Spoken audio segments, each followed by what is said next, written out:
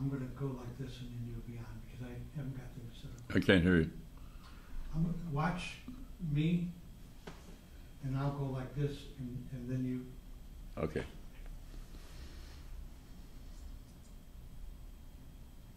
Be sure to hop on over to the Spiritual Broadcast Network. It's the go-to place for all things spiritual. You'll discover internet television shows that you won't find anywhere else. You can also choose from hundreds of hours of spiritual documentaries and movies. You'll enjoy on-demand and live internet television programming 24/7. Best of all, we add new dramas, comedies, talk, and reality shows and more on a daily basis. So why spend countless hours searching the web when you can quickly find just what you want on the Spiritual Broadcast Network? Good afternoon. My name's Ed King, and I'm going to have a little chat this afternoon. You know, I don't really know what I'm going to talk about. Usually I have some kind of a general topic in mind. I'm going to talk a little potpourri stuff this afternoon. One of the things that I encounter, I do a lot of reading, and I may be reading several books at the same time. Right now I'm reading a novel. I'm also reading Richard Dawkins, one of his books. I'm also reading some interviews that Bill Moyer did years ago on television. And it amazes me that things change in time, but they don't change. And another thing that I might try to explore a little bit today is people being so absolutely sure of themselves. Folks, I got to tell you something. I am not that sure of myself. I think there's probably a few basic truths that we have to adhere to in life, but gosh, there's so many things that other people have a different opinion about than I do, and I don't agree with them. But that doesn't make them right and me wrong, or vice versa. One of the things that I've been picking up in some of this stuff that I'm reading is, this idea of today's youth is going to hell in a handbasket. This, of course, goes all the way back to the Greeks. And whether things are worse or better now, I don't know. One of the things I was reading, and the person was exploring the fact that our wars today are much more destructive, and we're killing a lot of civilians. Now, who started this kind of thing? I think it really started in Spain in 1937 when the revolution was there, where there were massive killings, although it probably goes back to World War I at least, because there was some bombing of cities then, I think. But I wasn't aware. I wasn't alive then, so I don't know really. So most of what I have to go by is my own experience in life. One of the things that's amazing is that we are so technologically advanced today, and we keep doing this by leaps and bounds. I've said this before in other programs. It seems to me life was a lot simpler. So in time, I think I've also said this one before. It's one of my favorite stories. Is I got my first brand new car in 1956, and it had the buttons to push up the windows, and it had a top that went up and down by itself, and all this sort of thing. And I was proudly showing it to my father, and he said, "That's just one more damn thing to go wrong." And he's right, because as a young child, my father drove Model T Fords, and you had 3 pedals, and that was it. But you did have to crank the thing sometimes. And sometimes you'd have to back it up a hill because the reverse was apparently stronger than the forward gears. But this idea of being absolute, people are so strong in their views, and they all are proselyting you, whether it's in religion or politics or whatever it is. And one side remark I will make here, I get these emails, and my wife has some friends that are more than right-wing. They're radicals, I would call them, and they keep sending these scurrilous emails. I never get any of this stuff from the left, and I know a lot of people who are their thinking is on the left, or what we would call on the left. I don't know what left's right. I would personally consider myself a fiscal conservative because I don't believe in spending a lot of money on unnecessary wars and stuff like that. Could be better spent here, in education, a lot of other things. See, here I am. I'm preaching an opinion to you, but this is just my thoughts, and you're welcome to your own. I go to a meeting once a week, a group of people that I know, and we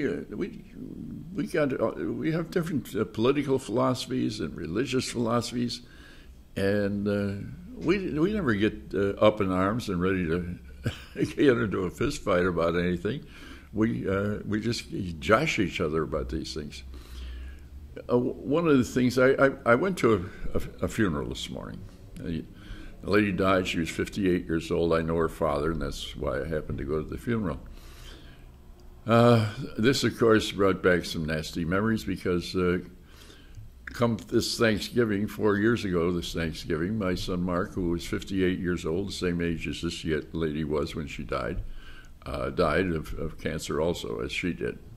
So it was kind of a saddening event for me. I talked a little bit to his father after the service, after everybody else had gone up and done their condolences, and I went up later and talked to him and I told him, I said, you know, Bill, it's the worst blow we're ever going to feel in our life, I think. I have experienced the loss of other loved ones, like family members and a wife, and it's difficult. But losing a child is probably the most difficult, and it doesn't go away because I'm talking about it today because there it is. There's nothing I can do about it. I can't sit around and feel sorry for myself about it, but it's part of life. And it goes back to living life on life's terms. Now back to what I was talking about is changing mores in society. I was born way back in 1922, so I remember a good deal. I have a pretty good childhood memory. And I remember a lot of stuff that went on in the so-called roaring 20s. The girls' skirts inched up over their knees. My goodness, what a thing. One of the more hilarious things that used to happen in those days, these girls were what they called bloomers, and they had an elastic waistband. And every so often, the damn elastic waistband would break, and their bloomers would fall to the ground. Now, I'm not talking about anything very deep here, am I? But back to changing mores. We have a different time in right now because we're so technologically advanced. For example, you don't have to know the multiplication table anymore. You don't have to know that 3 times 3 is 9, or 8 times 8 is 64, or 9 times 9 is 81. You don't have to know all that stuff because you have a computer or a little gadget to do the arithmetic for you. And I've gotten kind of lazy. I don't know why I'm keeping my encyclopedia, but because I used to look stuff up. Now I just go punch it in the internet and get the answer, which of course is usually from the original Britannica. But going back to changing mores. I think it was in one of Bill Moyer was interviewing Tom Wolfe, the author, the guy that wrote Bonfire of the Vanities, and which incidentally was a great book, and they made probably the world's most horrible movie out of it. It was a disaster. And I had never watched it, and I just watched it. Somebody got a hold of the tape at that time and watched it, and I said, oh my God, I see why everybody panned this movie. It was horrible. And a good director, great cast, but there it was. But he was interviewing, Moyer was interviewing him, and he was talking about, you got to remember this interview probably happened 20, 25 years ago. at least. And so he's talking about the things that were going on, the changes that were going on then. Well, they're so out of date that we don't even think about them. And I can't recall exactly what he was talking about, but the fact that it's different mores today than it used to be. I think he was talking a great deal about marriage and divorce. I don't recall exactly because as I say, I read a number of things and they kind of cross-reference, and I don't know whether some of the stuff that I'm going to talk about today or I'm talking today came out of Dawkins' book, Richard Dawkins' book, who is an atheist, and I think the title of the book is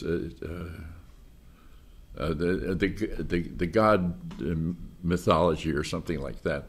And I read these books because I try to keep an open mind. I don't want to close my mind and say, okay, this person's wrong because they're an atheist, or this person's wrong because they're an agnostic. I think agnosticism is probably the sanest path to follow, because admitting that we don't know everything, and I've talked about this before, more than once, I'm sure, on this program, that my conception of God is entirely different than these people that I encounter, say, at a church. I've gone to church a few times lately, and I quite frankly, I just think their God is too small. I'm off the subject, but back to mores. As I said earlier, the ancient Greeks lamented the fact that, and I forget which writing, whether it's Plato or where it was, that they're lamenting the fact that the youths were not up to the standard that they should be. And we do this and do that. And I remember when I was in high school, sex was a big taboo, mostly. Good girls didn't do it, and you usually could find somebody that did, but it was different. Now today, people don't even bother to get married. Now, I'm not criticizing them. That's their choice. I personally am the type of person that makes a commitment and tries to stay with it, and come good and bad weather, and that sometimes happens. If we compare the youth of the 20s to the youth of the 30s and the 40s and the 50s, we get a different thing that we're talking about today. I don't think I really, again here, I don't think I'm knowledgeable enough to really be talking about what I'm talking about, because this is something I found out, that the longer I live, the more I have to learn, and the more I realize how little bit of knowledge I have. They say you only use about 15% of your brain, I guess. Well, I haven't figured out the way to use any more of it than that, I guess, because I still don't, I'm not consider myself a deep thinker. Maybe I am compared to some other people, but I don't know. I thought I thought I had more to say about on that subject, but I just this is not one of my better days, I got to admit. And going through the funeral this morning was upsetting. I haven't been feeling too well, and here I am whining and crying about it. But that's the way it is. I have to realize that my feelings are real, and they're just feelings, and sometimes I can't really do much about them. I want to talk a little bit more, maybe, about the 1920s. It was a strange time in a way. Things were different. Kids used to think that if you, maybe this is a little later, but they used to think if you took 2 aspirins and drank a Coca-Cola, you'd get a high from it. Of course, that's nonsense, but kids, in another game they used to play is one guy would stand behind another kid, and the kid would, in the front, would put his fingers on the 2 carotid arteries and shut off the blood flow to the brain. And of course, the kid would faint and go backwards. I never let him do that to me because I didn't want that feeling. We are so highly entertained today Our television has several hundred channels, I guess. I never explored all of them. My goodness, they go on forever. But they're mostly filled with commercials. I always get a kick out of it. If you try to watch a movie that is on regular television with commercials, the commercials keep getting longer and the story keeps getting shorter and the interviews sit back and forth and they elongate them. But they already got you hooked with the early reels. But be that as may, I don't know. I don't want to go back to particularly a simpler life because the Great Depression of the 1930s was not a fun time. It was a time when people were out of work. Like 30% of the people were out of work, and we had make-do projects like the WPA and the 3 Cs that did things, productive things. They used to make jokes about the WPA, but they did a lot of things. They built a new high school ball field in our town, and I'm sure I've talked about this before, but because it's often on my mind that it was a terrible time when people were so much loved it when they got a job, just a job. Being employed was a big thing, and there was so much unemployment that there was a lot of leisure time for people to sit around and talk, and as kids used to listen to them. It was interesting that they never used foul language in those days. I guess that's a kind of a change in the mores. The use of the F word today is just, and I'm guilty of using it too. It's the way you have to emphasize things, I guess. But back to the Great Depression. As they say, it was today. What I encounter is people that are not working because they can't get a job that is the kind of job they want. Now, as I say, back in those days, you took a guy would take any job that was available, and this, I guess, what brought this to mind, and I had this fleeting thought, and it went, oh, I know. One of the other interviews that Bill Moyer was doing was with a philosopher. I think he's, at that time, was head of the philosophy department at Yale or Harvard, I think Harvard. And he was talking about the fact that, well, right now, it's these college graduates cannot get a job, and they make a kid about, well, you better learn to say, will that be fries with it? But today, the people that are graduating from college, what I gathered from this interview and from, no, this was something else I saw on television. Oh, it was during one of the debates at Hofstra, and these guys were one of the guys. He wanted to know what these two presidential candidates were going to do about getting him a job, the type of job that he should be entitled to if he graduated from college. Well, I didn't know that if you graduated from college, you were guaranteed a super white-collar job with a good starting salary. I didn't know that. I don't think it's true, and I think the expectations is so great. Today, I can remember when we have a date and nobody had a car, and we take our date in a streetcar, maybe go downtown to a movie, and then go somewhere and get a bite to eat afterwards, or usually a milkshake or something like that. And today, kids go to a prom and they got a limousine and they got this and they got that, and they spend thousands and thousands of dollars. Boy, there are some changes. People, we spend madly on stuff we don't need. What kid needs to go in a limousine? As I say, at prom time or dance time, when you have some kind of a dance at school, maybe if maybe you'd carpool with somebody. Maybe some guy would get his dad's car for the night, and there'd be a bunch of us crammed in one car. But today's expectations of what the good life is, I think, is not the good life. It's not giving back to society what we need to give back to them.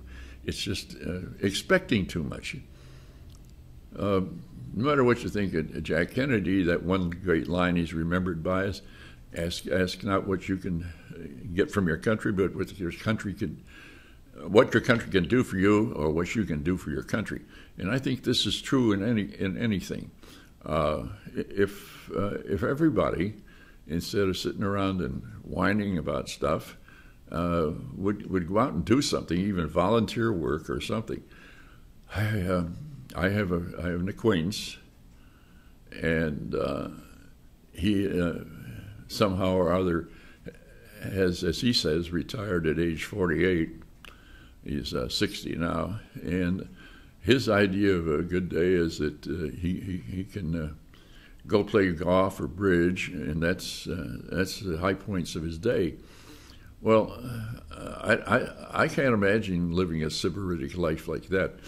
I am constrained from doing a lot of things physically and otherwise because of my physical condition, because of my advanced age, and I just cannot imagine that playing a game of golf is. And you know what Mark Twain said about golf? He said it would spoil the good walk. Well, they don't even walk anymore. They haul them around in cars because they get them through the course faster. I know that today is Rambling Rose Day, but this is just the way I am. I'm in a goofy mood. I'm feeling a lot better than when I started talking. I have to say that. This is always an uplifting experience for me.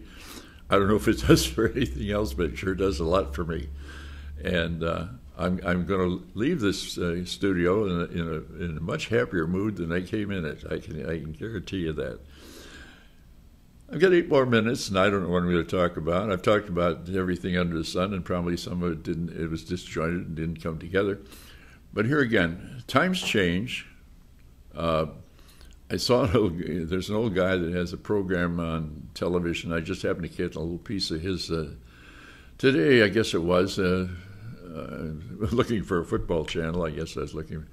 And he was talking about the fact, one of the things that spurred me to say about the technological advances. He said the kids don't learn to even write anymore, but they can text damn good. But they don't have to learn math because they've got a gadget to do it with, and everything is kind of. Is this good or bad? I don't know. I really don't know. I enjoy the fact that my car is air conditioned.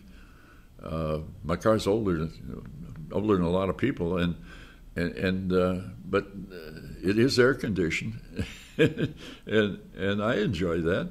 Other than I remember the first time I came to Florida and I put the top down in my car. That was that 1956 Chevy I was telling you about, and this was in 1956, I guess, or 57. I don't remember. No, 56.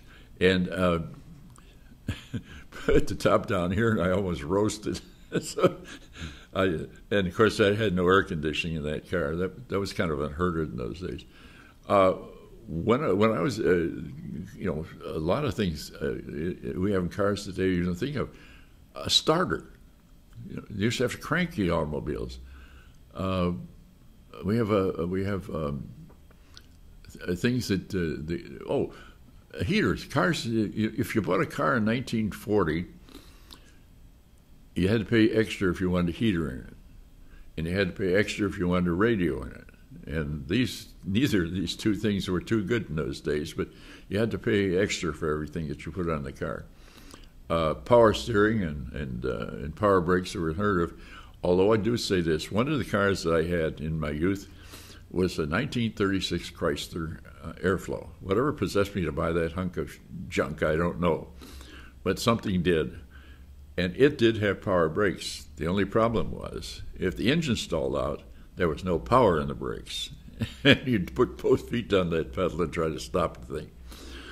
So we have, I enjoy a lot of the technological advances, and they make my life a lot more comfortable. The first time I had total air conditioning in a house was the last house I owned up north, which had total air conditioning in it. And yet, in the summers, I just remember when the summers would come along, and you had two problems. You had several problems. You had flies, mosquitoes, and sweat. You just go to bed and everything. You had fans, and that was it. I remember when we first got a television. When I was a telephone when I was a kid. It was a thing that you cranked, and it had two batteries to power it. And you cranked it, and you told the operator, the local operator, who you wanted or what their number was, and it would be some simple number. And we were on a party line, and you had to learn. I think our ring was 2, and it went all the way up to 6. And you had to count the rings, and if it was 2 rings, it was for you, and if there's 3 rings, there's somebody else, and so forth. So and then a dial phone even today is out of date. What is that? And of course, the computer in every home is a fantastic thing. It has good parts and it has bad parts. And I want to briefly, I've got a few minutes, I want to briefly go back to this thing. I do not like people being so positive about their opinions.